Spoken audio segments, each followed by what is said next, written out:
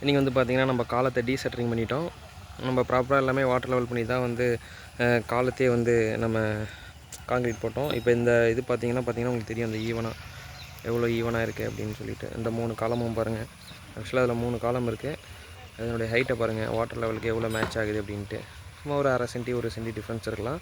Same அதே concept தான் நம்ம பீமுமே வாட்டர் லெவலுக்காக தான் நம்ம வந்து பண்ணோம். அதோடைய வாட்டர் லெவலை பாருங்கள். இப்போ எதுக்காக தண்ணி விட்றோன்னா பீமுடைய க்யூரிங்காக உள்ளார ஃபுல்லாக நம்ம தண்ணி விட்டுட்ருக்கோம். பாருங்கள், எல்லாமே ஆல்மோஸ்ட் வந்து பார்த்திங்கன்னா உங்களுக்கு வாட்டர் லெவலுக்கு ஈக்குவலாக இருக்கும். சில இன்ச்சஸ் மட்டும்தான் இந்த பக்கம் தண்ணி எந்த அளவுக்கு நிற்கிதோ அதே அளவுக்கு அந்த பக்கமும் நிற்கும். சில சென்டிமீட்டர் மட்டும்தான் நமக்கு டிஃப்ரென்ஸ் வரும். அதாவது டிஃப்ரென்ஸ் வந்து பார்த்திங்கன்னா அந்த இதுக்குள்ளார தான் வரும்.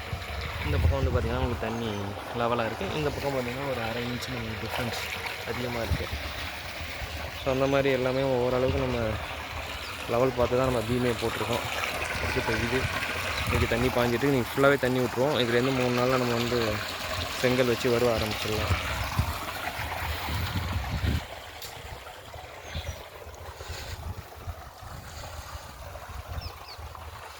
அஜித் சாப்பிட்டு வந்துடும், போயிட்டு மணி 9 ஆகிடுச்சு. சாப்பிட்டு வந்து அப்புறம் எதாக இருந்தாலும் பார்த்துக்குவோம். தம்பி உள்ளே கட்டு கம்பி இருக்கும், இறங்காத, காலில் குத்திரும். அஜித்தை சாப்பிட்டு வந்து இந்த பொருள்லாம் ஏற கட்டிட்டு அப்புறமா அந்த ஷீட்டுக்கெலாம் ஆயில் அடித்து அதை டிராக்டரில் ஏற்றிட்டு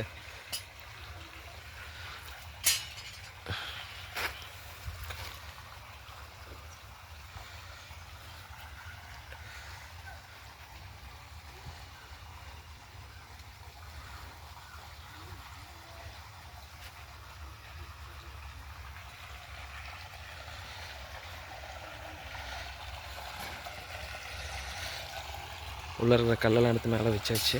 ஏன்னா சேறு சகதியமாக ஆகிடக்கூடாது அப்படிங்கிறதுக்காக.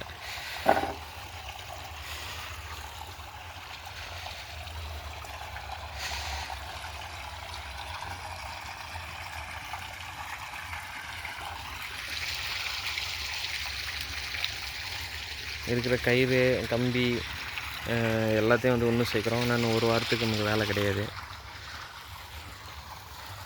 ஒரு 3-4 நாளைக்கு வேலை இல்லை.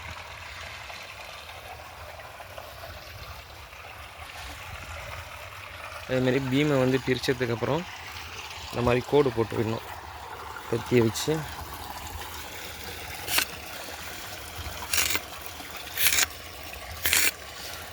ரெண்டு கையால் பண்ணோம். ஒரு கையால் வீடியோ எடுத்துக்கிட்டு இன்னொரு கையால் பண்ணுறது கொஞ்சம் சிரமமாக இருக்குது.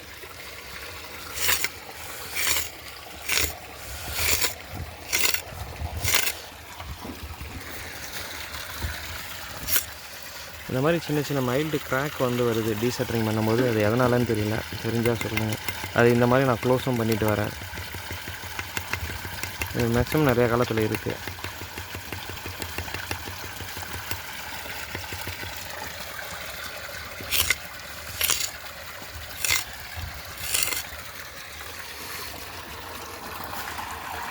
ஓகே.